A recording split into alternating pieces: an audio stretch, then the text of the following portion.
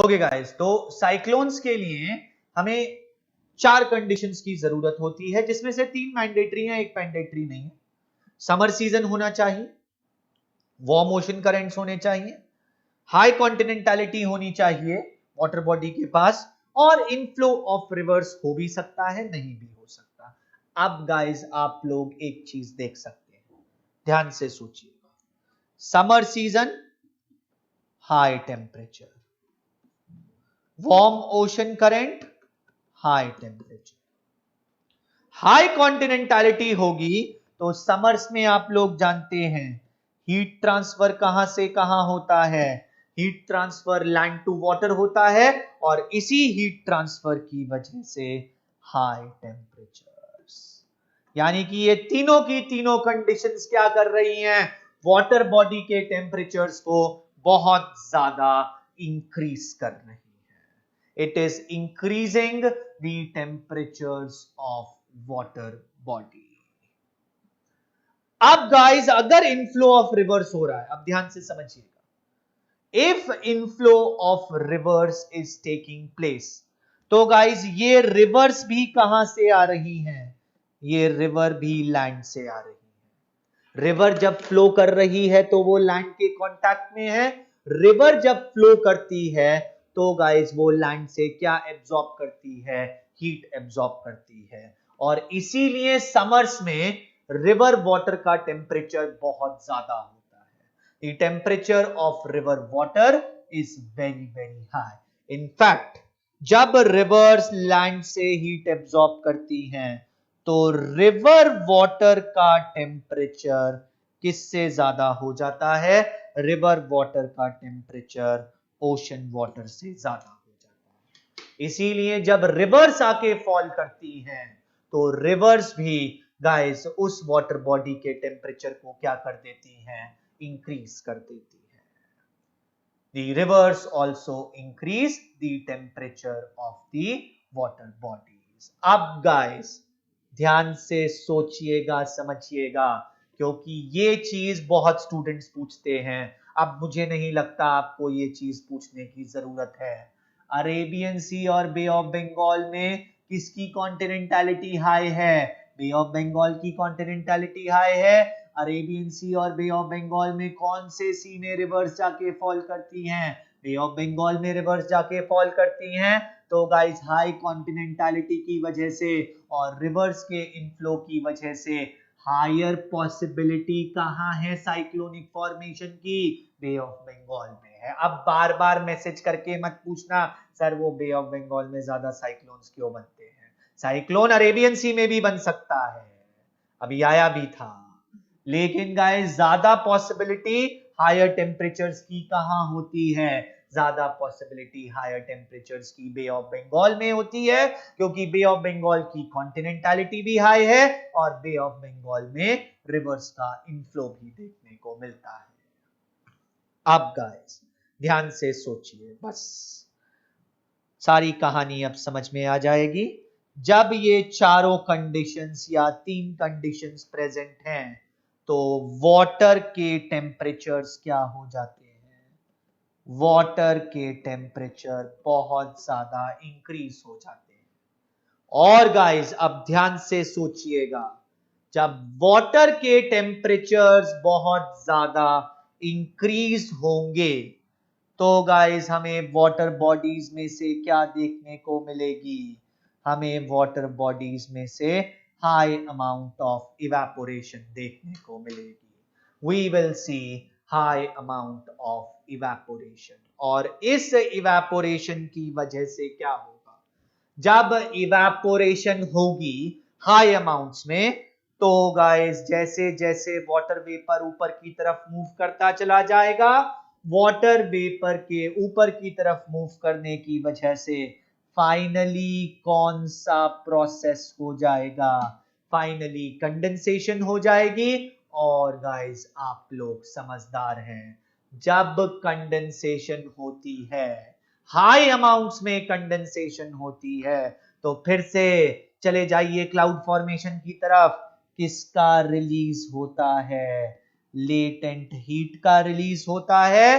और इस latent heat की वजह से क्या होगा, इस लेटेंट हीट की वजह से एटमॉस्फेरिक टेम्परेचर बढ़ जाएगा, और जब एटमॉस्फेरिक टेम्परेचर बढ़ जाएगा तो गाइस वाटर बॉडी के ऊपर किसकी फॉर्मेशन हो जाएगी, वाटर बॉडी के ऊपर एक एक्सीडिंगली लो प्रेशर जोन की फॉर्मेशन हो जाएगी, और इसी एक्सीडिंगली लो प्रेशर जोन को हम लोग बुलाते हैं साइक्लोनिक जोन। ऐसे बनता है एक cyclonic zone. So this is what you need to understand, ध्यान से समझिएगा, इंपॉर्टेंट है। एक वाटर बॉडी है, समर का टाइम है, इस वाटर बॉडी में वार्म करंट हो सकता है, इस वाटर बॉडी की हाई कॉन्टिनेंटलिटी हो सकती है, इस वाटर बॉडी में इनफ्लो ऑफ रिवर्स हो सकता है। इन तीनों में से एटलीस्ट दो कंडीशंस तो प्रेजेंट होंगी ही होंगी। इन कंडीशंस की वजह से वाटर बॉडी का टेम्परेचर बहुत ज्यादा इंक्रीज कर जाएगा। जब वाटर बॉडी का टेम्परेचर बहुत ज्यादा इंक्रीज कर जाएगा तो वाटर बॉडी में से क्या होगी, मैसिव इवेपोरेशन होगी। मैसिव इवेपोरेशन होने के बाद मैसिव कंडेंसेशन भी होगी, और जब मैसिव कंडेंसेशन होगी तो एटमॉस्फेयर में हाई अमाउंट्स में किसका लिबरेशन होगा, लेटेंट हीट का लिबरेशन होगा, और जब हाई अमाउंट्स में लेटेंट हीट का लिबरेशन होगा तो इसी रीजन की वजह से हाई अमाउंट्स में एटमॉस्फेरिक टेम्परेचर बढ़ जाएंगे, और जब हाई अमाउंट्स में एटमॉस्फेरिक टेम्परेचर बढ़ जाएंगे तो एटमॉस्फेरिक एयर का एक्सपेंशन होगा, और इस एक्सपेंशन की वजह से वहां पर लो प्रेशर जोन क्रिएट हो जाएगा। This is how low pressure zone is created, और इसी लो प्रेशर जोन को हम लोग क्या बुलाते हैं, this low pressure zone is known as cyclonic zone. So this is what we need to understand about the formation of a cyclone. ये बात गाइस हमें समझनी है साइक्लोनिक फॉर्मेशन के बारे में। अब गाइस ध्यान से समझिएगा, मान लीजिए ये इंडिया है, ये बे ऑफ बंगाल है, यहीं पर गाइस आप लोग जानते हैं कौन सी रिवर आके फॉल करती है, गंगा एंड ब्रह्मपुत्र आके फॉल करती है, सुंदरबंस डेल्टा बनता है। इसीलिए गाइस इस रीजन का टेम्परेचर बहुत ज्यादा हाई होता है। This region has very high temperatures, और इसीलिए यही मेजरली रीजन होता है जहां पर किसकी फॉर्मेशन होती है, साइक्लोनिक जोन की फॉर्मेशन होती है। The region to the south of West Bengal and Bangladesh is the region where we have cyclonic formations. अब गाइस ध्यान से समझिएगा, इस ऑरेंज रीजन में लो प्रेशर जोन अचीव हो गया, पहली बात। दूसरी बात, इस ऑरेंज रीजन में बहुत ही डेंस क्लाउड्स बन जाएंगे, क्योंकि गाइस कंडेंसेशन हुई है ना, कंडेंसेशन क्या फॉर्म कर देगी, क्लाउड्स फॉर्म कर देगी। तो यहां पर लो प्रेशर जोन भी बन गया है, यहां पर क्लाउड्स भी आ गए हैं। अब गाइस ध्यान से समझिएगा आगे क्या होता है। जैसे ही यहां पर लो प्रेशर जोन फॉर्म होगा, विंड्स इस जोन की तरफ मूव करने लग जाएंगी। आप जानते ही हैं विंड्स जो हैं वो हमेशा लो प्रेशर जोन की तरफ मूव करती हैं।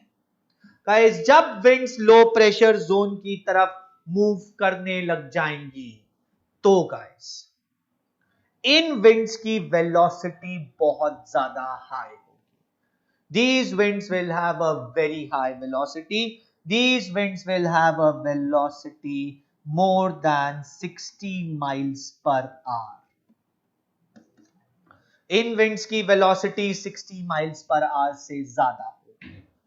और गाइस जब विंड्स की वेलोसिटी 60 माइल्स पर आवर से ज्यादा होती है, then guys this velocity is known as gale velocity. इस वेलोसिटी को हम लोग गॉल वेलोसिटी कहते हैं।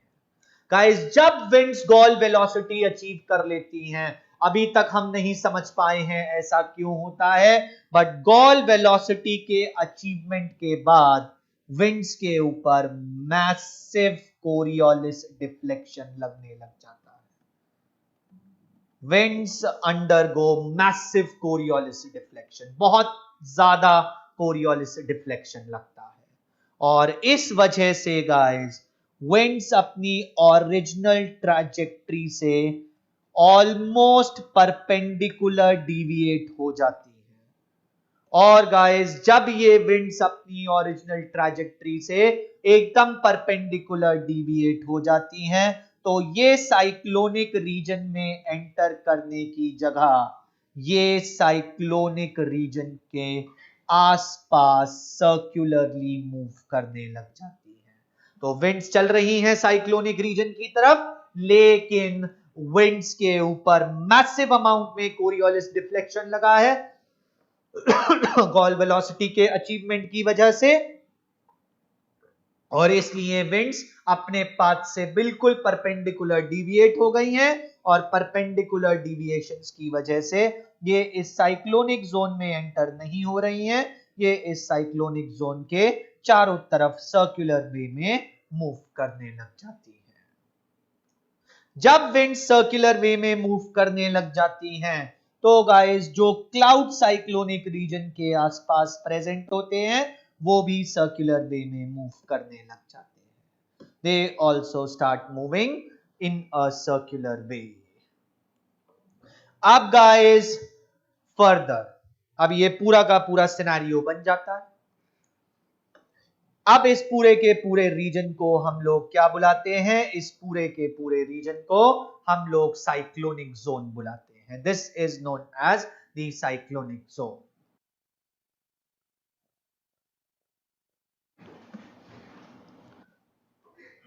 अब गाइस, जब प्लैनेटरी विंड्स मूव करती हैं, तो प्लैनेटरी विंड्स के साथ साथ ये पूरा का पूरा साइक्लोनिक जोन मूव करना स्टार्ट कर देता है। प्लैनेटरी विंड्स जिस डायरेक्शन में मूव करती हैं, उसी डायरेक्शन में पूरा का पूरा साइक्लोनिक जोन मूव करना स्टार्ट कर देता है। और गाइस, इन प्लैनेटरी विंड्स के मूवमेंट की वजह से कभी ना कभी साइक्लोनिक जोन कहां पहुंच जाता है? लैंड पे पहुंच जाता है। The cyclonic zone reaches land. और गाइस, जब साइक्लोनिक जोन लैंड पे पहुंच जाता है, तो गाइस इसी इवेंट को हम लोग बुलाते हैं लैंडफॉल।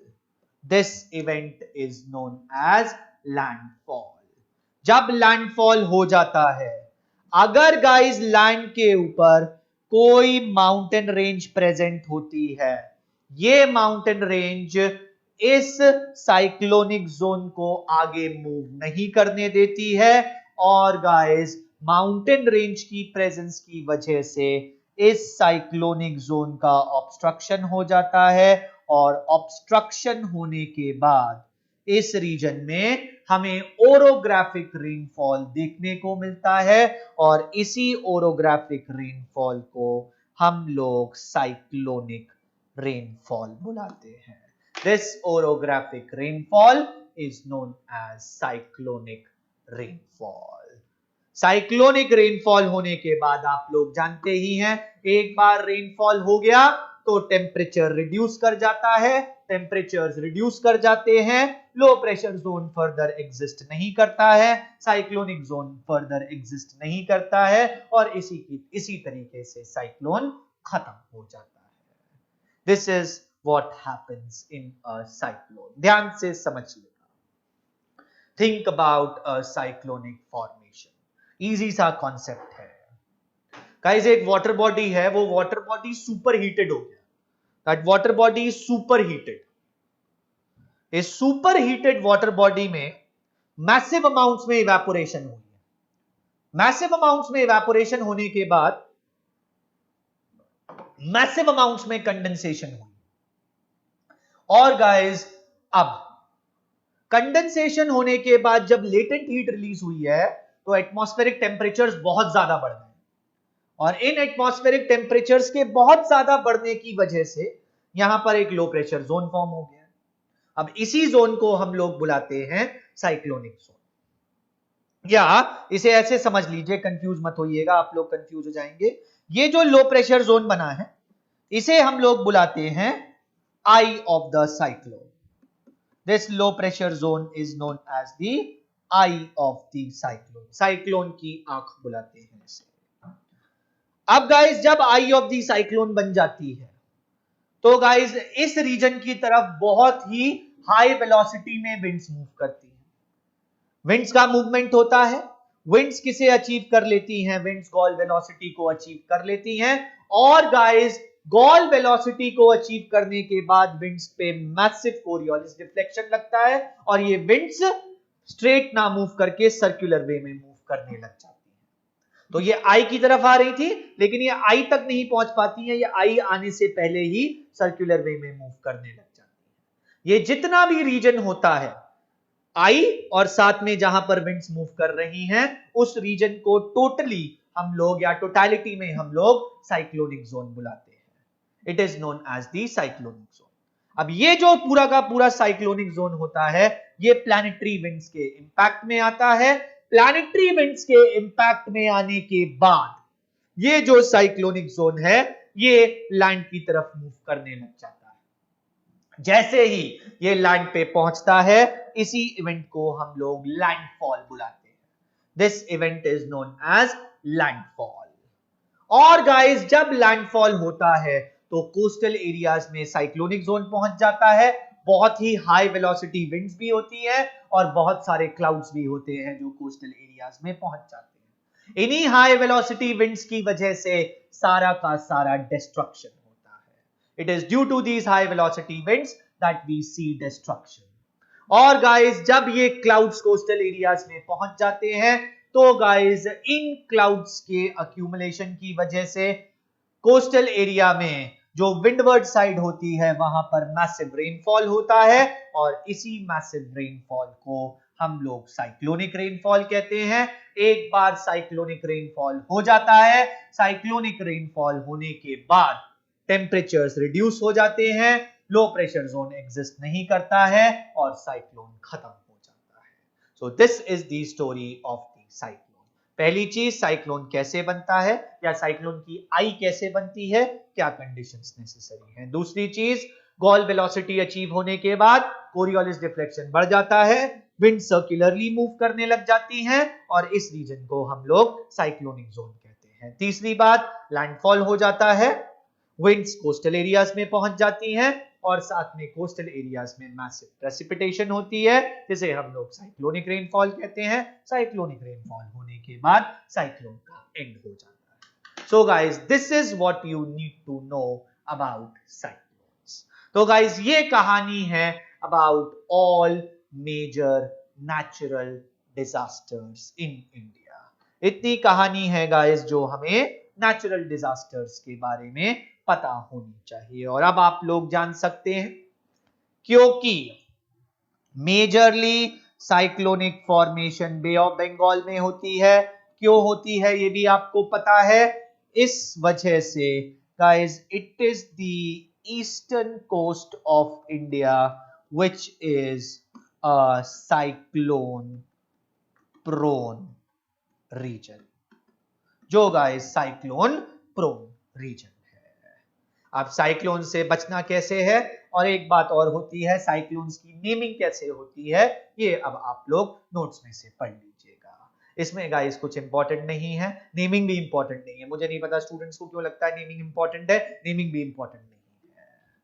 टेक्निकल वो पूरी 8x8 की मैट्रिक्स दे रखी है, 64 नेम्स है, कोई आपसे नहीं कह रहा कि 64 नेम्स को याद कर। अगर कोई डाउट हो तो मुझसे व्हाट्सएप पे पूछ लीजिएगा, वैसे फैक्चुअल है उसमें डाउट होगा ही क्या।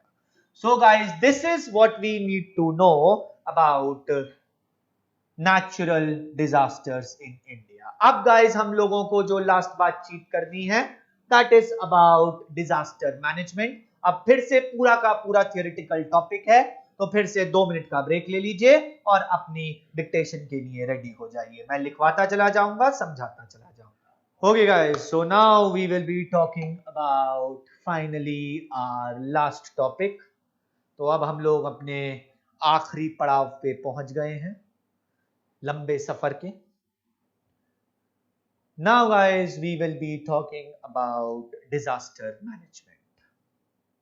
अब guys, please remember, जब हम लोग डिजास्टर मैनेजमेंट के बारे में बात कर रहे हैं, when we are talking about disaster management, ये थियोरेटिकल टॉपिक है, पूरा थियोरेटिकल ही है।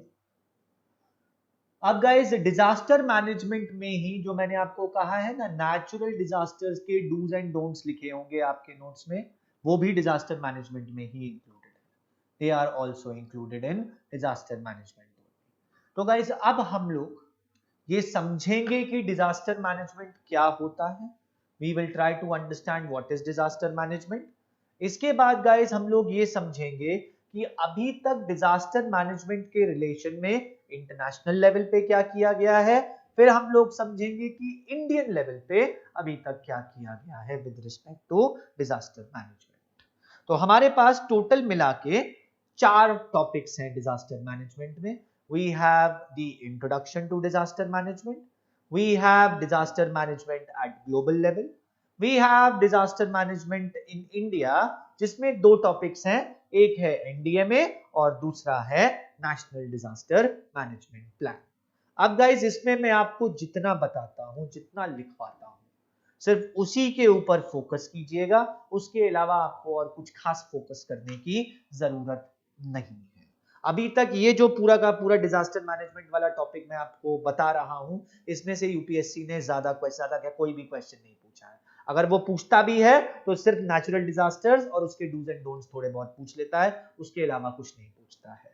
ये जो पूरा का पूरा थियोरेटिकल टॉपिक है डिजास्टर मैनेजमेंट से रिलेटेड, इससे क्वेश्चंस अभी तक तो नहीं पूछे गए हैं, आगे भी पूछे जाने की कम ही पॉसिबिलिटी है, but still you should know everything. So guys, kindly write down the first heading, introduction to disaster management. बहुत सिंपल सा थियोरेटिकल टॉपिक है ये पूरा का पूरा, मैं समझाता चला जाऊंगा। वैसे आधी ज्यादा बातें आप खुद ही समझते चले जाओगे जैसे लिख रहे हो। इसमें लिखिए, disaster management is described as, disaster management is described as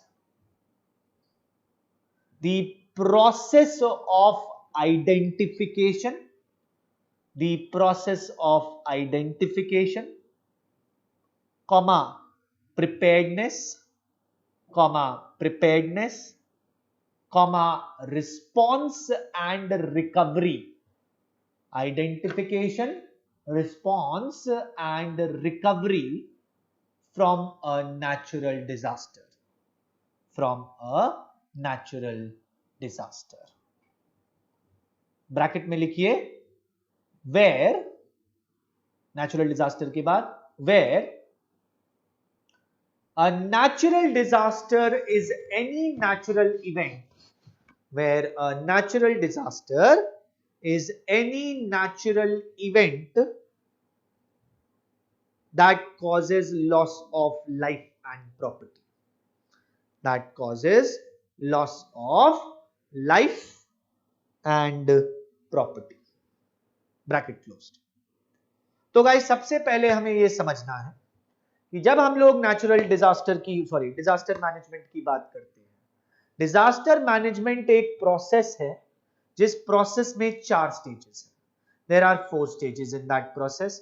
first stage is identification, second stage is preparedness, third stage is response and fourth stage is recovery. 4 stages हैं इस प्रोसेस में, और ये प्रोसेस किसके अगेंस्ट है? ये process ऐसे natural phenomena के अगेंस्ट है जहां पर loss of life and property होता है। अब गाइस, यहां पर जो पहली स्टेज है वो है आइडेंटिफिकेशन। आइडेंटिफिकेशन का मतलब है कि डिजास्टर मैनेजमेंट में किसी भी कंट्री की गवर्नमेंट को सबसे पहले यह समझना है कि उनके यहां कौन कौन से नेचुरल डिजास्टर्स होते हैं और ये नेचुरल डिजास्टर्स कहां कहां होते हैं। तो जो पहली स्टेज है आइडेंटिफिकेशन, आइडेंटिफिकेशन में गवर्नमेंट को क्या करना है, आइडेंटिफिकेशन में गवर्नमेंट को समझना है कि उनके यहां कौन कौन से नेचुरल डिजास्टर्स होते हैं और ये नेचुरल डिजास्टर्स कहां कहां होते हैं। इसके बाद गाइस दूसरी स्टेज आती है विच इज प्रिपेयर्डनेस, जहां पर जो भी नेचुरल डिजास्टर हो सकता है, जैसे समझ लीजिए इंडियन गवर्नमेंट ने ये पता लगाया कि उड़ीसा में साइक्लोन्स आ सकते हैं। आइडेंटिफिकेशन के बाद जहां पर जो नेचुरल डिजास्टर्स हो सकते हैं उन रीजन्स को उन नेचुरल डिजास्टर्स के लिए प्रिपेयर करना, उन रीजन्स को ऐसी फैसिलिटीज देना कि वो अपने यहां होने वाले नेचुरल डिजास्टर्स को रोक सके या फिर उनके इंपैक्ट को कम कर सके। तो ये सेकंड स्टेज है। पहले गवर्नमेंट आइडेंटिफाई करेगी कि उनके यहां कौन कौन से नेचुरल डिजास्टर्स होते हैं और ये नेचुरल डिजास्टर्स कहां कहां होते हैं। इसके बाद गवर्नमेंट जिन रीजन्स में जो भी नेचुरल डिजास्टर्स होते हैं उन नेचुरल डिजास्टर्स के अगेंस्ट प्रिपरेशन करेगी कि वहां पर नेचुरल डिजास्टर्स के इंपैक्ट को रिड्यूस किया जा सके। इसके बाद गाइस थर्ड स्टेज आती है रिस्पॉन्स। रिस्पॉन्स का मतलब यह है कि जब एक्चुअली में नेचुरल डिजास्टर अकर हो रहा है तो वहां के लोगों को और वहां की अथॉरिटीज को किस तरीके से रिस्पॉन्ड करना है, किस तरीके से एक्ट करना है। और लास्ट स्टेज है रिकवरी, जब नेचुरल डिजास्टर हो चुका है, जब वहां पर डिस्ट्रक्शन हो चुका है तो गाइस वहां पर किस तरीके से रिकवरी एफर्ट्स को अंडरटेक करना है। तो 4 स्टेजेस है। गवर्नमेंट को पहले सारे के सारे नेचुरल डिजास्टर्स को आइडेंटिफाई करना है, उनके रीजन्स को आइडेंटिफाई करना है, जिन रीजन में जो नेचुरल डिजास्टर होता है उस रीजन को उस नेचुरल डिजास्टर्स के अगेंस्ट प्रिपेयर करना है, वहां के लोगों को, वहां की अथॉरिटीज को प्रिपेयर करना है कि उन्हें नेचुरल डिजास्टर के टाइम रिस्पॉन्ड कैसे करना है, और लास्टली उस रीजन में इतनी फैसिलिटीज लेके आनी है कि अगर वहां पर नेचुरल डिजास्टर हो भी जाए तो वहां पर जो रिकवरी है वो बहुत तेजी से हो सके। तो जब ये चारों स्टेजेस को किसी भी गवर्नमेंट के द्वारा फुलफिल कर लिया जाता है तो इसी पूरे के पूरे प्रोसेस को हम लोग बुलाते हैं disaster management. This complete process guys is known as disaster management. तो आगे लिखिए, this process involves the following stages. This process involves the following stages. Point number 1, identification of a disaster. Identification of a disaster. इसमें लिखिए, in this stage the government authorities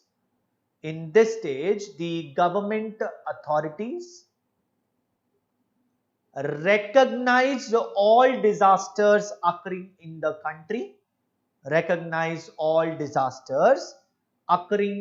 country, and the major regions where these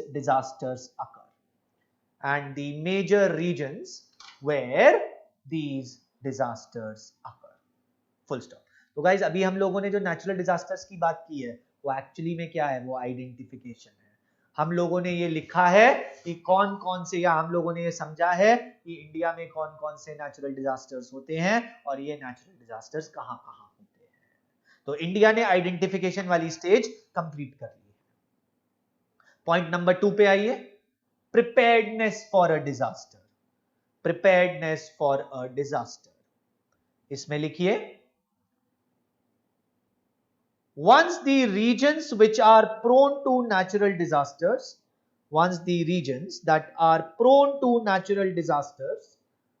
are identified,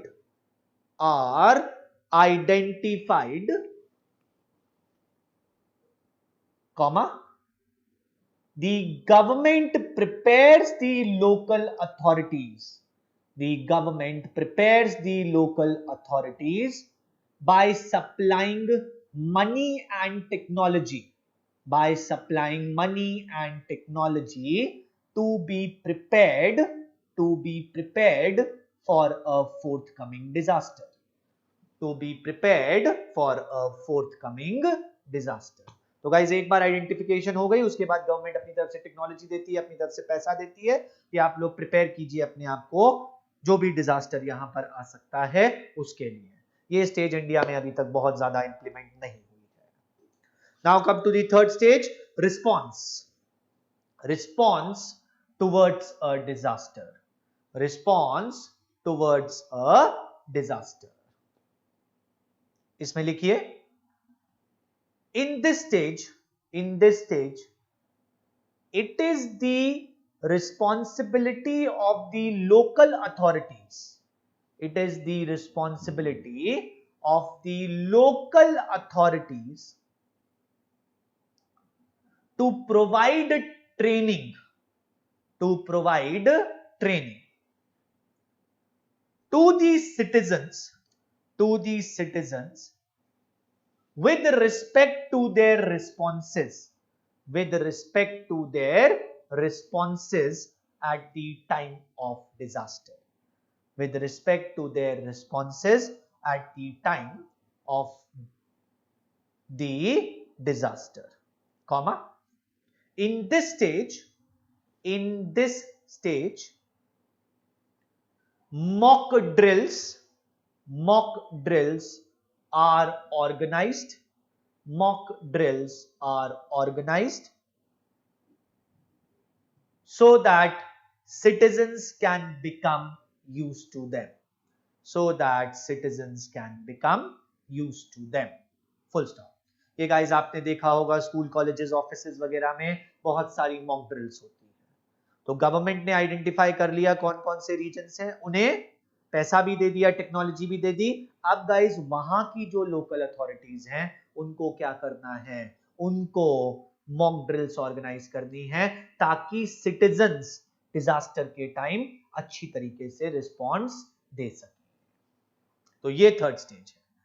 come to the last stage, fourth stage, recovery after a disaster.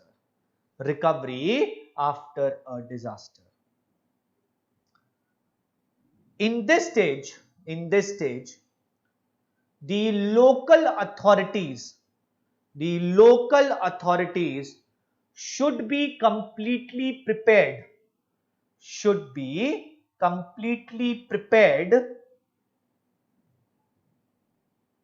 for reconstruction processes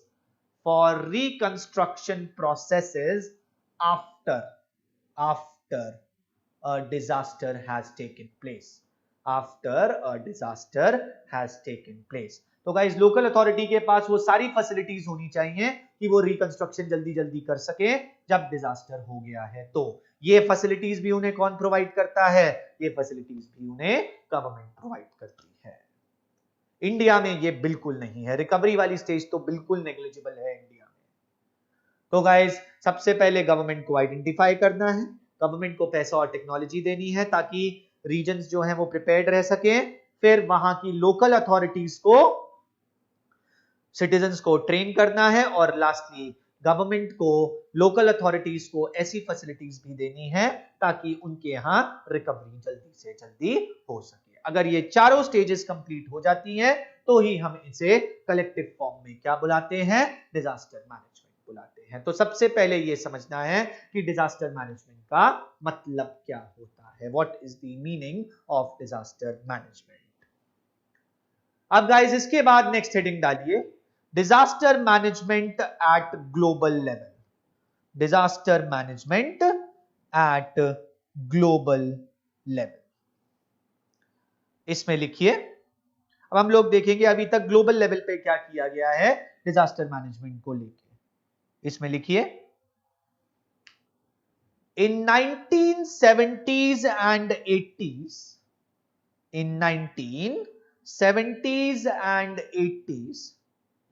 the rate of natural disasters in the world,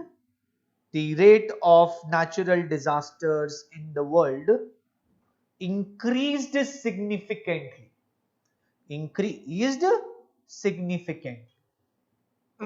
Comma. Keeping this into consideration, keeping this into consideration,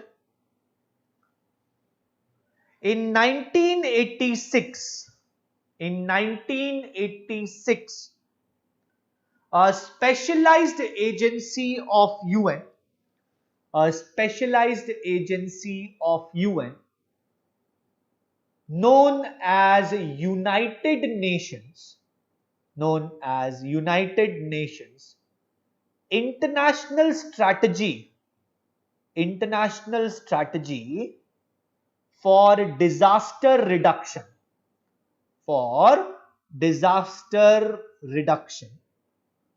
bracket में लिख लीजिए UNISDR,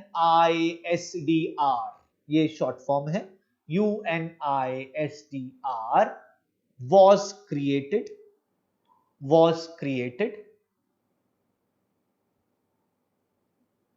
comma, the major objectives of this organization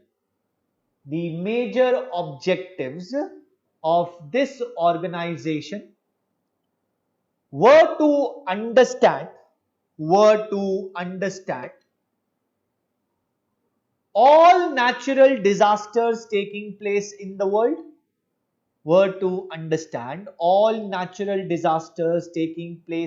world, comma, identifying major locations with respect to different disasters,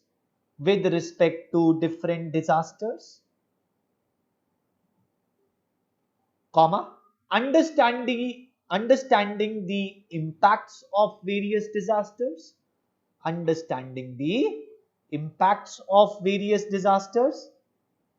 and formulating global suggestions to reduce destruction caused by these disasters,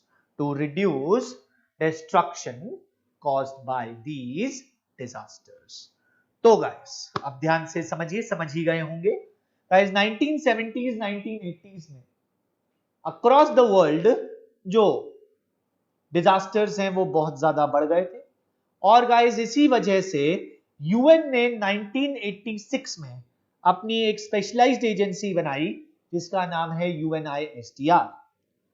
अब guys UNISDR का काम है world over जितने disasters हो रहे हैं उन्हें identify करना कि कौन कौन से डिजास्टर्स होते हैं, इन डिजास्टर्स की लोकेशंस को आइडेंटिफाई करना, और साथ में ग्लोबल सजेशंस बनाना कि ये जितने भी डिजास्टर्स हो रहे हैं और जहां जहां भी हो रहे हैं इन डिजास्टर्स के इंपैक्ट को हम लोग रिड्यूस कैसे कर सकते हैं, how can we reduce the impacts of these disasters. तो ये 3 ऑब्जेक्टिव्स हैं UNISDR के, locating major disasters, identifying major disasters and formulating global suggestions for decreasing the impact of these disasters. So these are the things that we need to understand about UNISDR. अब guys, UNISDR ने अपने objectives को meet करने के लिए अभी तक 3 major conferences करी हैं। UNISDR, in order to meet its objectives, has done 3 major conferences. पहली कॉन्फ्रेंस 1994 में हुई थी योकोहामा में, दूसरी कॉन्फ्रेंस 2005 में हुई थी कोब में, और तीसरी कॉन्फ्रेंस 2015 में हुई थी सेंघाई में। तीनों के तीनों शहर गाइस जापान में हैं, क्योंकि वर्ल्ड के सबसे ज्यादा नेचुरल डिजास्टर जापान में आते हैं।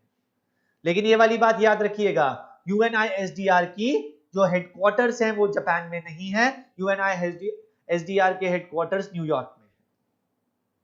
तो गाइस अपने ऑब्जेक्टिव्स को मीट करने के लिए अभी तक UNISDR ने कितनी कॉन्फ्रेंसेस करी हैं? 3 कॉन्फ्रेंसेस करी हैं। अब इन 3 कॉन्फ्रेंसेस में क्या क्या डिसीजंस लिए गए हैं, ये डिसीजंस हमारे लिए इंपॉर्टेंट है। We have to understand what are the decisions that have been taken in the 3 conferences. तो आगे लिखिए, in order to meet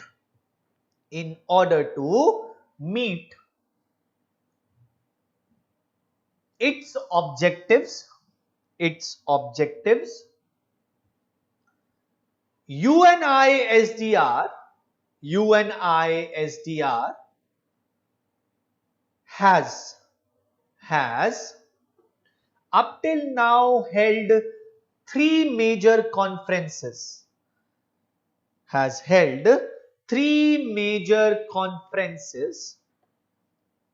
which are as follows.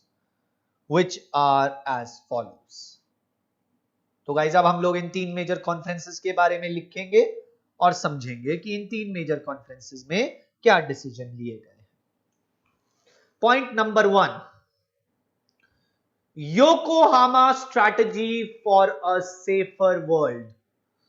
Yokohama strategy for a safer world, जो पहली conference थी guys उसमें एक strategy बनाई गई थी जिसे हम लोग बुलाते हैं Yokohama strategy for a safer world.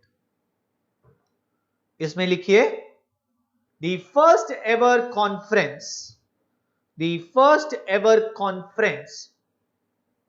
of UNISDR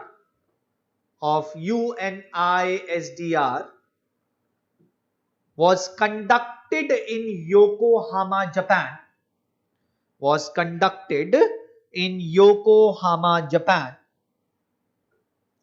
In 1994, comma, this conference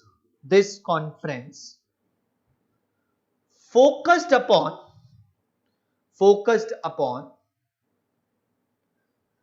national disaster predictions,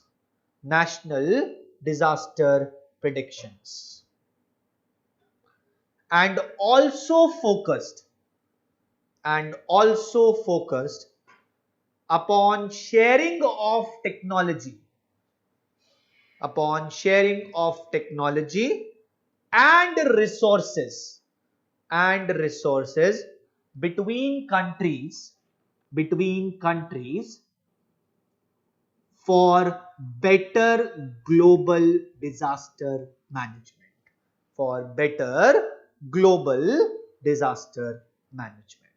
full stop. यानी कि गाइस इस कॉन्फ्रेंस में दो मेजर डिसीजंस लिए गए थे। पहला डिसीजन ये लिया गया था कि हर कंट्री अपने यहां डिजास्टर्स को आइडेंटिफाई करेगा। हर कंट्री ये आइडेंटिफाई करेगा कि उसके यहां कौन कौन से डिजास्टर्स होते हैं और उन डिजास्टर्स के कौन कौन से मेजर रीजन्स हैं। और दूसरी बात गाइस इस कॉन्फ्रेंस में ये तय की गई, ये डिसीजन लिया गया कि कंट्रीज आपस में कोऑपरेट करेंगे और एक दूसरे के साथ अपना डेटा भी शेयर करेंगे और अपने रिसोर्सेज भी शेयर करेंगे ताकि ओवरऑल ग्लोबली वर्ल्ड में बेटर डिजास्टर मैनेजमेंट किया जा सके। इसी के चलते इंडिया ने भी अपने यहां आइडेंटिफिकेशन किया और इसीलिए अब हमें इंडिया में इतनी सारी बातें पता है। ये जो दो डिसीजंस लिए गए थे इस कॉन्फ्रेंस में, इन्हीं दो डिसीजंस को गाइस हम लोग बुलाते हैं strategy for a safer world. यही दो डिसीजंस कंबाइंड फॉर्म में कहलाते हैं strategy for the safer world. आगे लिखिए comma, for these two objectives, यानी कि ये दोनों काम करने के लिए the countries were given a period of 10 years. Countries को 10 साल का पीरियड दिया गया था कि आप अपने यहां डिजास्टर्स को आइडेंटिफाई कीजिए और एक दूसरे के साथ कोऑपरेट कीजिए। Come to the next point number 2। इसमें लिखिए The World Conference on Disaster Reduction.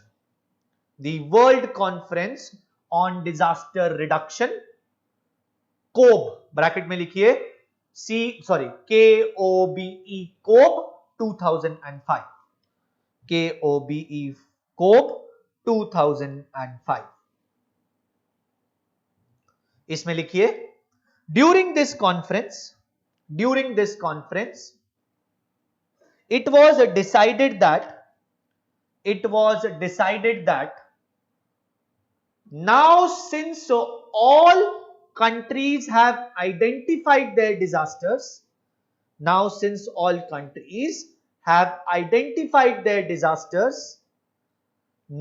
they will focus upon disaster response through mock drills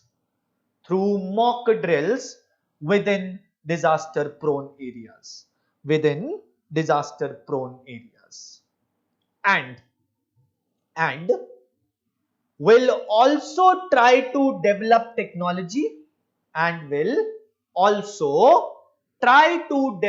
technology through which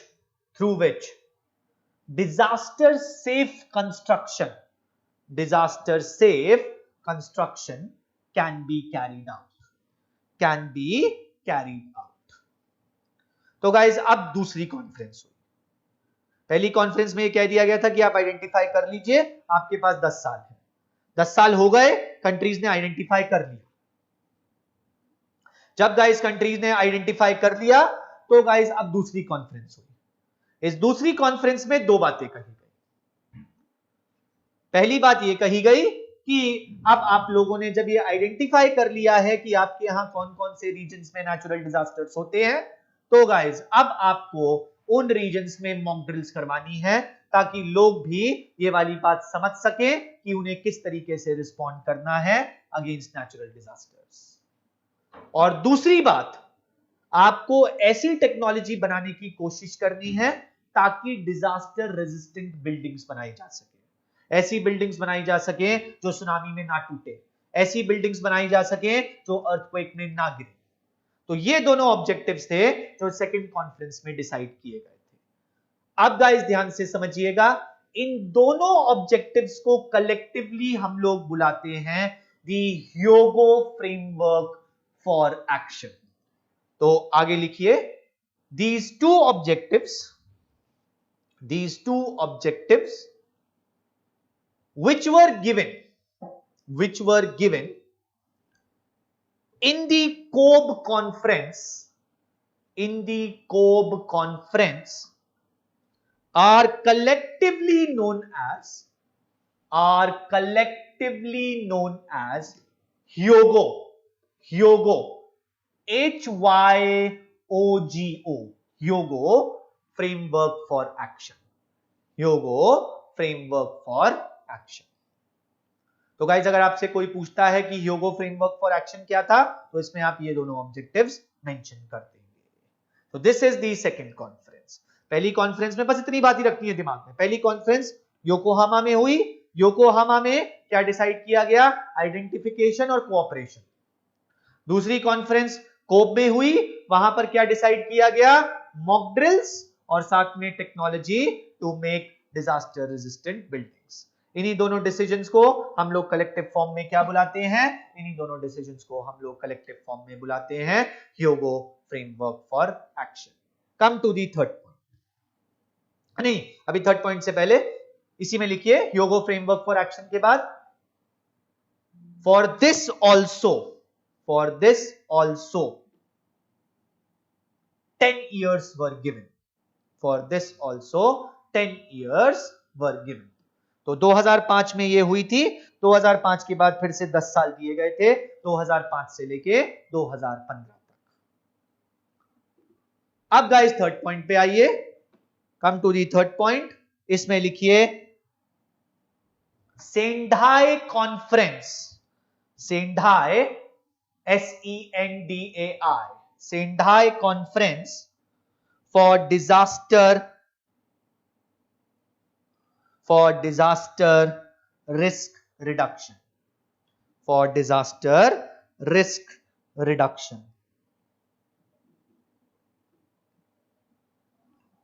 तो गाइस अब हमारे पास आखिरी कॉन्फ्रेंस आती है, the Sendai conference for disaster risk reduction. Bracket में लिखिए 2015।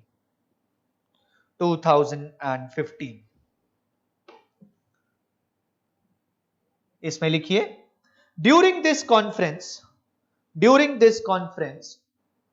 the major objective that was decided, अब यहां पे एक ही ऑब्जेक्टिव है, the major objective that was decided was that disaster management is not possible,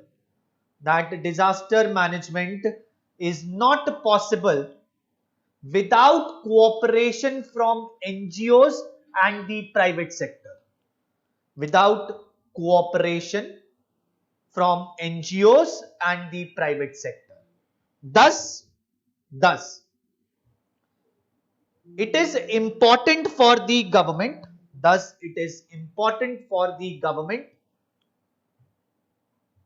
To coordinate with NGOs and the private sector,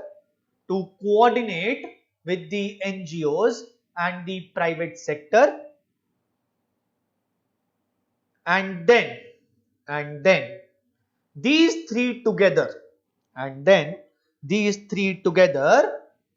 will form the complete strategy for disaster management. तो guys Sendai में finally इस बात का decision लिया गया कि disaster management करना आसान नहीं है जब तक गवर्नमेंट के पास बाकी कॉरपोरेशंस का भी सपोर्ट नहीं होगा। इसीलिए गवर्नमेंट से ये कहा गया कि अगर आपको एक्चुअली में अपने कंट्री में डिजास्टर मैनेजमेंट करना है तो आपको एनजीओस का भी सहारा लेना पड़ेगा, आपको प्राइवेट सेक्टर का भी सहारा लेना पड़ेगा। तो आप एक ऐसा फ्रेमवर्क बनाइए, एक ऐसी स्ट्रैटेजी बनाइए जिसमें गवर्नमेंट, एनजीओस और प्राइवेट सेक्टर तीनों मिलके काम कर रहे हैं, और जब ये तीनों मिलके काम करेंगे तभी डिजास्टर मैनेजमेंट पॉसिबल है। Comma, this decision that was taken at the conference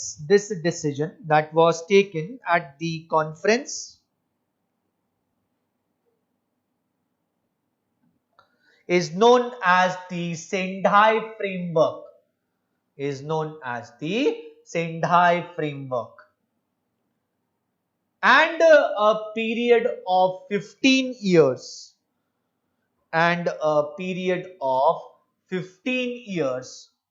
was given for its implementation.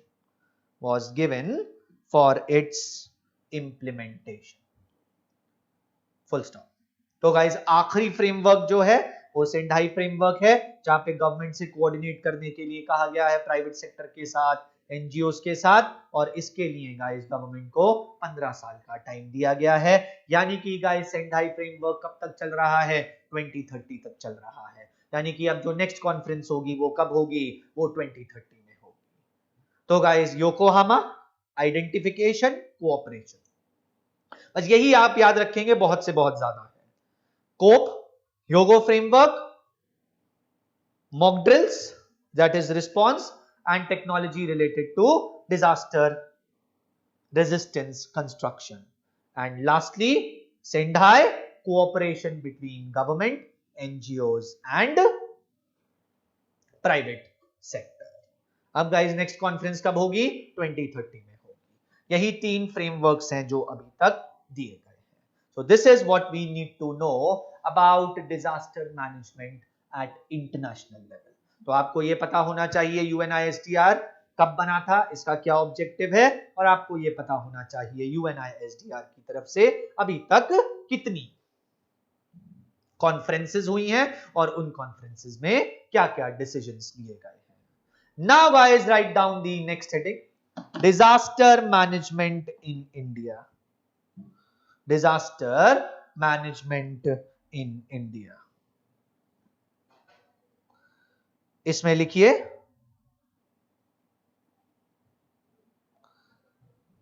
in India disaster management was not taken seriously disaster management was not taken seriously, but in 1999,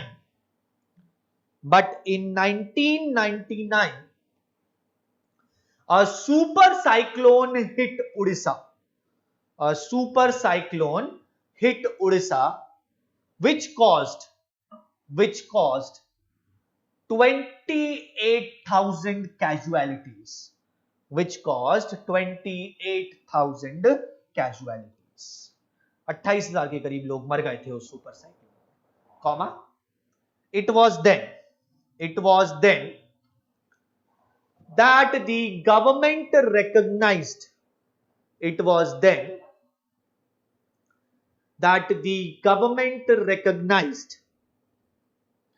the importance of disaster management. हम Indians ना, आपको पता ही है, थोड़ा ठोकर खा के ही सीखते हैं, उससे पहले सीख नहीं पाते हैं।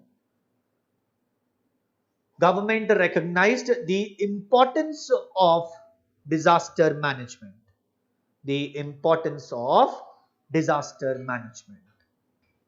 Comma, it was then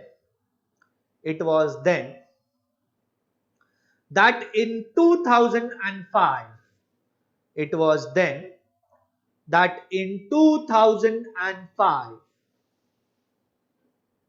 the National Disaster Management Act was passed.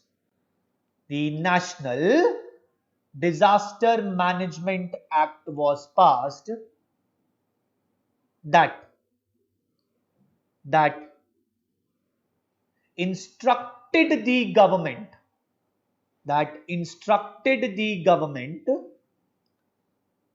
to form a separate body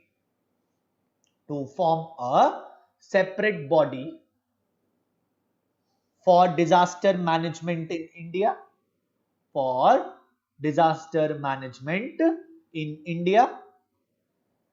comma, ensure its accountability and transparency. Full stop.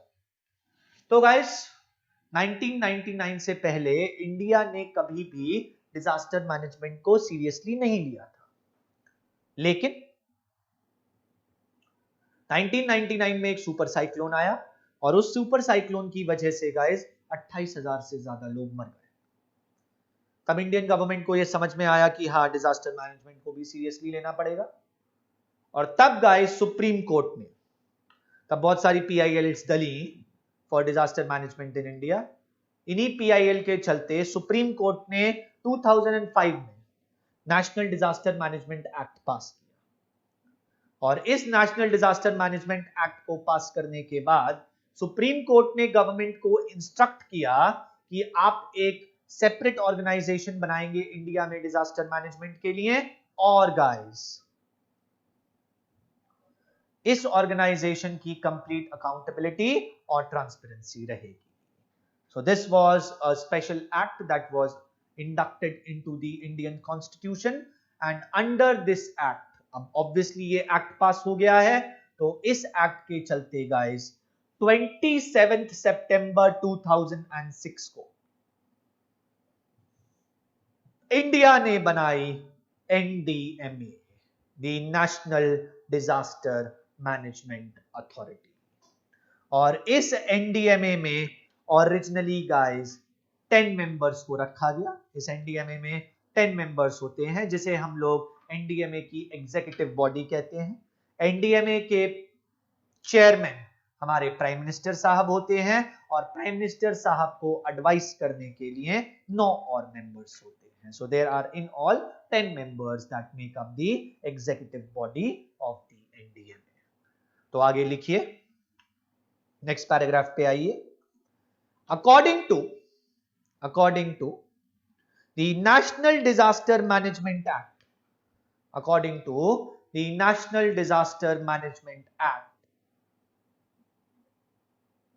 on 27th September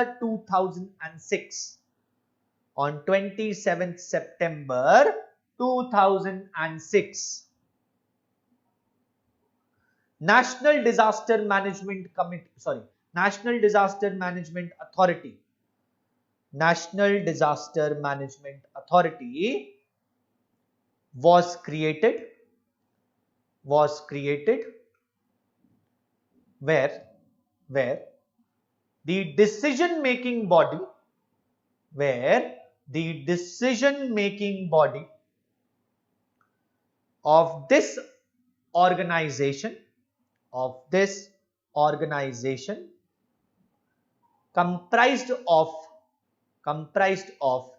the prime minister, comprised of the prime minister and 9 other members. तो guys NDA में बना दिया गया 2006 में, और जो decision making body है उस डिसीजन मेकिंग बॉडी में टोटल 10 मेंबर्स रखे गए, प्राइम मिनिस्टर साहब चेयरमैन थे। आगे लिखिए, अब ये तो मेन बॉडी है डिसीजन मेकिंग, इसके अलावा और डिपार्टमेंट्स भी हैं एनडीएमए के पास। आगे लिखिए, apart from this executive body, apart from this executive body, the NDMA also consists of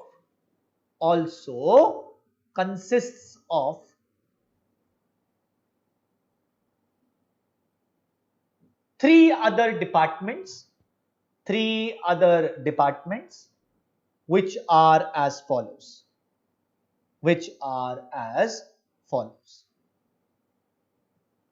तो गाइस एग्जीक्यूटिव बॉडी के अलावा 3 और डिपार्टमेंट्स हैं, इन 3 डिपार्टमेंट्स के बारे में लिखिए। Point number 1, the national executive committee for disaster management, the National Executive Committee for Disaster Management. इसमें लिखिए, the objective of this committee is to launch the National Disaster Management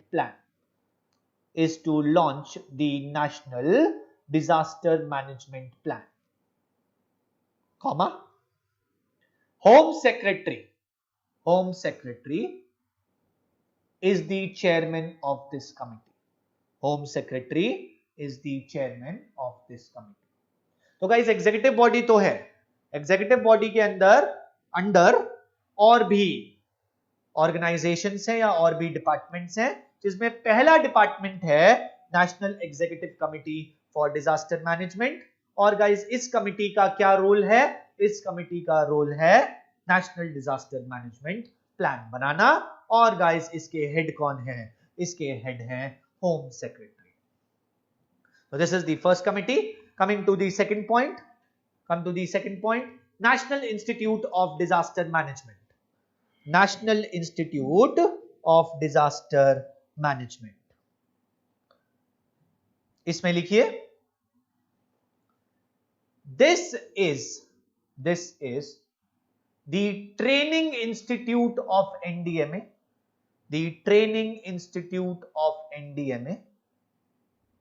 Which creates volunteers who can go in different parts of the country,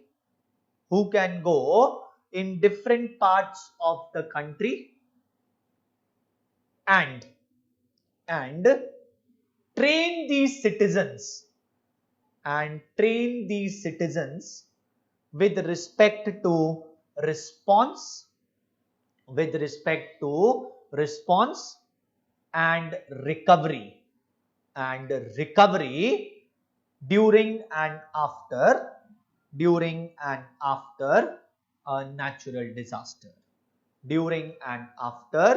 a natural disaster. Full stop. तो guys जो second department है that is the national disaster management institute या national institute of disaster management. अब guys ये जो national institute of disaster management है ये एक कॉलेज की तरीके से, एक यूनिवर्सिटी की तरीके से है। ये ऐसे वॉलंटियर्स तैयार करता है जो वॉलंटियर्स देश के अलग अलग कोनों में जा सके और देश के अलग अलग कोनों में जाके वहां पर जो लोग हैं उनको ये बता सकें कि उनको नेचुरल डिजास्टर के टाइम कैसे बिहेव करना है और नेचुरल डिजास्टर के बाद किस तरीके से जल्दी रिकवरी करनी है। तो ये वॉलंटियर्स ट्रेन होते हैं national institute of disaster management में और फिर इन वॉलंटियर्स को अलग अलग लोकेशंस पे भेज दिया जाता है जहां पर जाके ये लोगों को ट्रेन करते हैं कि किस तरीके से उन्हें रिस्पांस देना है ड्यूरिंग अ डिजास्टर और किस तरीके से उन्हें रिकवरी जल्दी से जल्दी करनी है। तो ये गाइस सेकंड डिपार्टमेंट है। Come two point 3, the national disaster response force. The national disaster response force, इसमें लिखिए this is the last department that comes under the executive body. This is the last department that comes under the executive body, comma. This is a force consisting of thousands of volunteers. This is a force consisting of thousands of volunteers which help in the recovery phase, after a major natural disaster.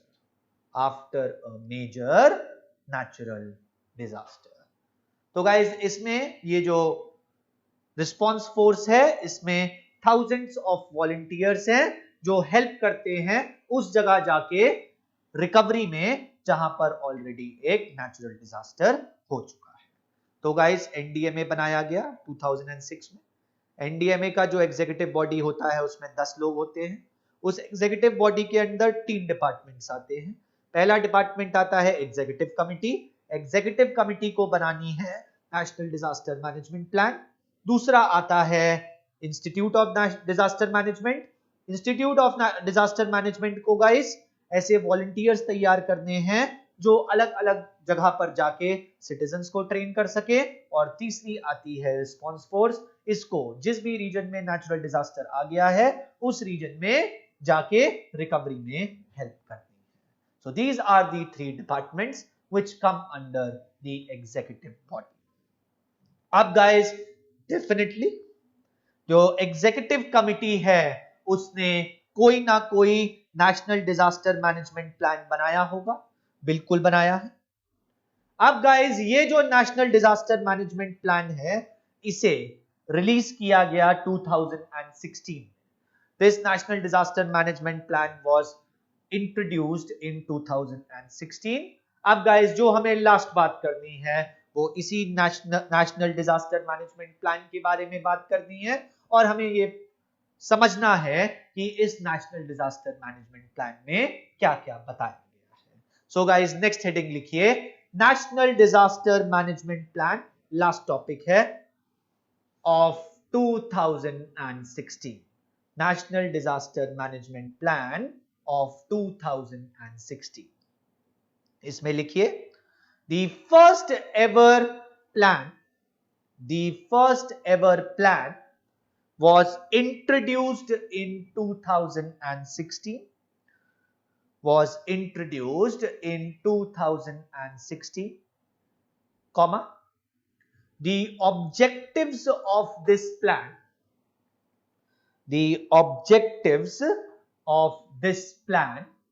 are as follows।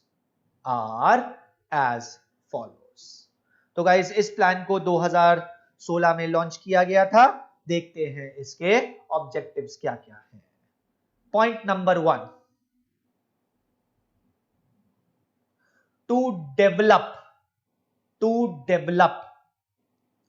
A complete hierarchy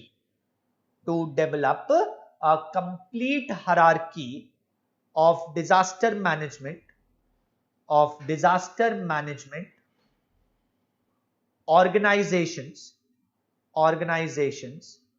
from national to local levels, from national to local levels, comma, it is under this plan, it is under this plan that state disaster management authorities, that state disaster management authorities and district disaster management authorities and district disaster management authorities have also been created, have also been created, full stop. तो guys इस plan के अंदर पहली बात तो ये समझी गई कि एनडीएमए के लिए अकेला पॉसिबल नहीं है सब कुछ कंट्रोल करना, एनडीएमए को अपनी पावर को डिसेंट्रलाइज करना पड़ेगा, एक कंप्लीट हायरार्की बनानी पड़ेगी और इसीलिए गाइस इस प्लान के अंतर्गत स्टेट डिजास्टर मैनेजमेंट अथॉरिटीज भी बनाई गई हैं और डिस्ट्रिक्ट डिजास्टर मैनेजमेंट अथॉरिटीज भी बनाई गई है। Come to the second point, formation of a separate disaster management fund, formation of a separate disaster management fund which will supply resources to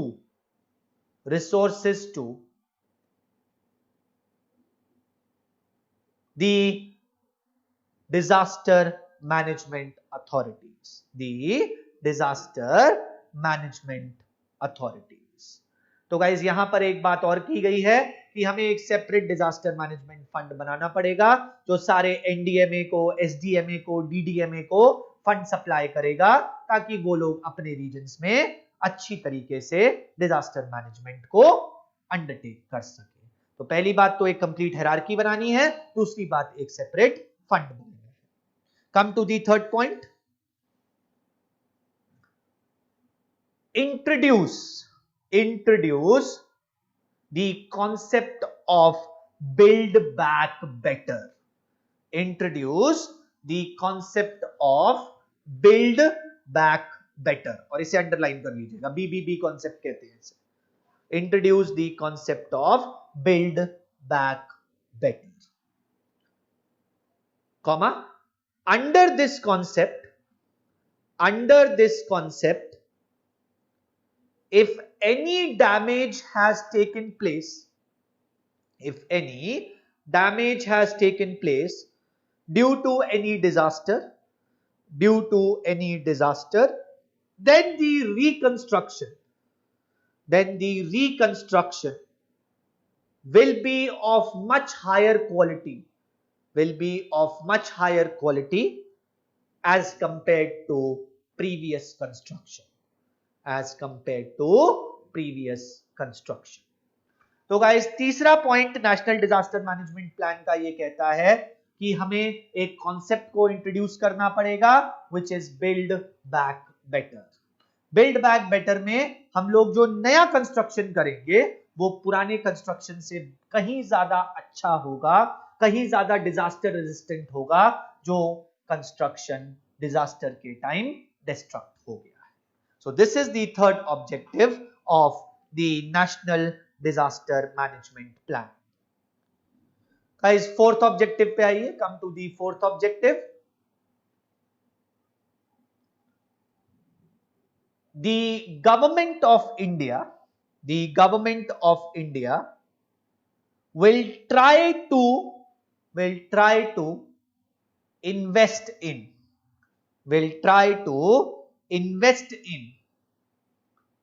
research and development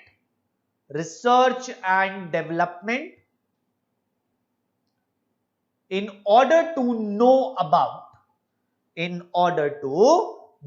about any new disasters that can impact India, तो guys next point ये कहता है कि जो Indian government है वो research and development में invest करेगी ताकि हम लोग किन्हीं नए डिजास्टर्स के बारे में पता लगा सकें जो इंडिया को इम्पैक्ट कर सकते हैं। And come to the last point, the fifth point. Finally, this plan finally this plan also focuses towards empowering local authorities for better disaster management और गाइस फाइनली ये प्लान कहता है कि जो लोकल अथॉरिटीज हैं, जो डिस्ट्रिक्ट अथॉरिटीज हैं, उनको प्रॉपर रिसोर्सेज दिए जाएंगे ताकि वो अपने रीजन्स में अच्छी तरीके से डिजास्टर मैनेजमेंट को अंडरटेक कर सके। तो ये 5 ऑब्जेक्टिव्स हैं guys national disaster management plan of 2016 के। इन 5 ऑब्जेक्टिव्स को इंप्लीमेंट करना है इंडिया को ताकि हमारे यहां डिजास्टर मैनेजमेंट बेटर हो सके। तो पहली बात, डिसेंट्रलाइजेशन किया गया, एसडीएमएस और डीडीएमएस बनाए गए। दूसरी बात, फंड बनाया गया एक सेपरेट ताकि उस फंड के थ्रू एसडीएमएस और डीडीएमएस को पैसा दिया जा सके ताकि वो अपने यहां डिजास्टर मैनेजमेंट अंडरटेक कर सके। नेक्स्ट बात गाइस, बिल्ड बैक बेटर का कॉन्सेप्ट इंट्रोड्यूस किया गया। नेक्स्ट बात, एक रिसर्च एंड डेवलपमेंट यूनिट बनाने की बात की गई जो नए डिजास्टर्स को स्टडी कर सके। और लास्ट बात इंपॉर्टेंटली कही गई कि हमें सबसे ज्यादा जरूरी है किसे एम्पावर करना, सबसे ज्यादा जरूरी है लोकल अथॉरिटीज को एम्पावर करना। सो this is the national disaster management plan. इतनी बात गाइस हमें पता होनी चाहिए about disaster management in India. तो गाइस ये कहानी है जो आपको पता होनी चाहिए अबाउट डिजास्टर मैनेजमेंट। इसके साथ साथ जो भी आपके नोट्स में डूज एंड डोंट्स लिखे हुए हैं with respect to various disasters वो पता होने चाहिए। ये सारा का सारा जो टॉपिक है इसी को गाइस हम लोग बुलाते हैं डिजास्टर मैनेजमेंट। सो डिजास्टर मैनेजमेंट में गाइस आपको 4 बातें पता होनी चाहिए। डिजास्टर मैनेजमेंट का मतलब क्या होता है, अभी तक ग्लोबल लेवल पे डिजास्टर मैनेजमेंट के बारे में क्या क्या किया गया है, क्या क्या कॉन्फ्रेंसेस हुई हैं। फिर तीसरी बात आपको यह पता होना चाहिए कि इंडिया ने डिजास्टर मैनेजमेंट के लिए क्या किया है, क्या क्या ऑर्गेनाइजेशंस हैं इंडिया में जो डिजास्टर मैनेजमेंट को ओवरसी करती हैं, क्या बातें कही गई हैं नेशनल डिजास्टर मैनेजमेंट प्लान में। और चौथी और आखिरी बात आपको यह पता होनी चाहिए कि अलग अलग नेचुरल डिजास्टर से रिलेटेड क्या क्या डूज एंड डोंट्स हैं जो एनडीएमए ने हमें दिए हैं। So this is what you need to know about disaster management. इसी के साथ गाइस हमारा सारा का सारा डिस्कशन खत्म होता है। तो सोचो कहानी कहां से स्टार्ट हुई थी, बिग बैंग थियरी से, और कहानी कहां जाके एंड हो रही है, national disaster management plan of India पे। यानी कि गाइस आप लोग समझ सकते हैं शायद ये सबसे बड़ा टॉपिक है जो आपको पूरे के पूरे जीएस में पढ़ना है। मतलब मैंने आपको सबसे बड़ा टॉपिक पढ़ाया है जो आपको पूरे के पूरे जीएस में पढ़ना है। अब गाइस कुछ बातें जिसको आप लोग प्लीज समझ लीजिएगा, अच्छा रहेगा। जैसे मैं ऑलरेडी बता चुका हूं, एनवायरमेंट में एनवायरमेंटल एथिक्स रह गया, वो सर एथिक्स में पढ़ाएंगे। अब गाइस ऐसे ही नेचुरल डिजास्टर्स के साथ साथ कुछ मैनमेड डिजास्टर्स भी होते हैं, जैसे न्यूक्लियर डिजास्टर्स, जैसे गैस लीक्स। गाइस ये जो न्यूक्लियर डिजास्टर्स और गैस लीक्स वाला टॉपिक है ये टेक्नोलॉजी से रिलेटेड टॉपिक है, तो ये आप साइंस एंड टेक में पढ़ेंगे। तो मुझसे मत पूछिएगा सर ये गैस लीक्स हो रहे हैं, ये गैस लीक्स कैसे हो रहे हैं, मुझे पता ही नहीं, मुझे नहीं पता ये गैस लीक्स कैसे हो रहे हैं। वो गाइस टेक्नोलॉजी से रिलेटेड टॉपिक है, तो वो आप लोग साइंस एंड टेक में पढ़ेंगे। तो न्यूक्लियर डिजास्टर्स हो गए और साथ में गैस लीक्स हो गए, जितने भी टेक्नोलॉजिकल डिजास्टर्स होते हैं ये आप लोग टेक्नोलॉजी में पढ़ेंगे। तो एनवायरमेंटल एथिक्स एथिक्स में और टेक्नोलॉजिकल डिजास्टर्स टेक्नोलॉजी में। तो पहली बात तो। दूसरी बात गाइस, मुझे पता है, मुझे सब कुछ पता है कि आपको कौन से नोट्स मिल गए हैं और कौन से नोट्स नहीं मिले हैं। आपको अभी तक कोरल रीफ्स, वेटलैंड्स और मैंग्रोव्स के नोट्स नहीं मिले हैं। आपको ये जो अभी मैंने पढ़ाया है नेचुरल डिजास्टर्स, इसके नोट्स नहीं मिले हैं। ये 4 टॉपिक्स हैं जिसके नोट्स आपको नहीं मिले हैं। बाकी सारे नोट्स आपको मिल जाने चाहिए, बाकी सारे नोट्स आपके पास होने चाहिए। नहीं है तो प्लीज इंस्टीट्यूट के व्हाट्सएप नंबर पे मैसेज कर लो। ये चारों नोट्स गाइस आपको मिलेंगे, लेकिन इसमें थोड़ा टाइम लगेगा क्योंकि इन नोट्स को मुझे अभी अपडेट करना है। ये नोट्स अपडेटेड नहीं है, I need to update these notes. तो इनमें आपको अभी करीब करीब 5-7 दिन का टाइम लगेगा, एक हफ्ता मान के चलिए। आज जो भी डेट है उससे आप एक हफ्ता मान लीजिए, इतना टाइम लगेगा नोट्स मिलने में। तो प्लीज ना मुझे बार बार मैसेज कीजिएगा, ना इंस्टीट्यूट को बार बार मैसेज कीजिएगा। नोट्स अपडेट होंगे, अपडेट होने के बाद ही आपको नोट्स मिलेंगे। अगर नॉन अपडेटेड चाहिए तो बता दो, अभी दे दूंगा, लेकिन उनका कोई फायदा नहीं है, राइट। तो एक हफ्ते में आपको सारे नोट्स मिल जाएंगे, जितने भी पेंडिंग नोट्स हैं। 4 पेंडिंग नोट्स हैं, कोरल्स, मैनग्रोव्स, वेटलैंड्स और नेचुरल डिजास्टर्स। ये चारों पेंडिंग नोट्स आपको एक हफ्ते के अंदर अंदर मिल जाएंगे। बाकी इसके अलावा अगर आपका कोई भी डाउट हो तो आप मुझे व्हाट्सएप कर सकते हैं। इररिलेवेंट क्वेश्चन होगा, इररिलेवेंट डाउट होगा, मैं आंसर नहीं करूंगा। रेलेवेंट डाउट होगा तो डेफिनेटली मैं आंसर करूंगा। तो गाइस इतनी कहानी है, इतना कंटेंट है जिसके बारे में हमें समझना था। Now I have given you every concept, every information. अगर आप लोग तब से लेके इंट्रोडक्शन ऑफ द अर्थ से लेके यानी कि बिग बैंग थ्योरी से लेके अभी तक देखेंगे तो कम से कम 3-4 रजिस्टर्स तो भर गए होंगे, नथिंग लेस देन दैट। तो आपको जीएस में ज्योग्राफी, एनवायरमेंट इकोलॉजी और डिजास्टर मैनेजमेंट से रिलेटेड जो कुछ भी समझना था, I have tried to explain it to you to the best of my abilities. Current आपको अपडेट करना पड़ेगा, मैंने बताया। डूज एंड डोंट्स मैंने नहीं बताए हैं, वो आप नोट्स में से पढ़ लीजिएगा, वो बहुत ज्यादा फैक्चुअल है। इसके अलावा मुझे ऐसा नहीं लगता और किसी चीज की कोई खास जरूरत है।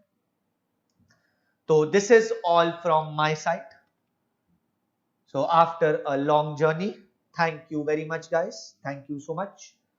I hope आप लोगों को चीजें समझ में आई होंगी जो मैंने समझाने की कोशिश करी है। So thank you so much, God bless you.